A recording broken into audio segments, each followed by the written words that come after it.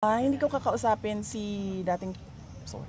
Hindi ko kakausapin si BBM para kay dating Pangulong Duterte dahil ang sa akin is yung ginawa nila na kidnapping ng isang Pilipino sa loob, government kidnapping ng isang Pilipino sa loob ng ating bansa. There's no going back sa ganun, ma'am.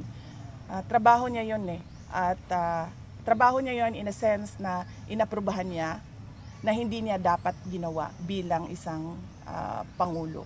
Kung ano man yung problema ni legal problem ni dating Pangulong Duterte ngayon ay problema na yon niya at syempre ng pamilya namin dahil ama namin siya.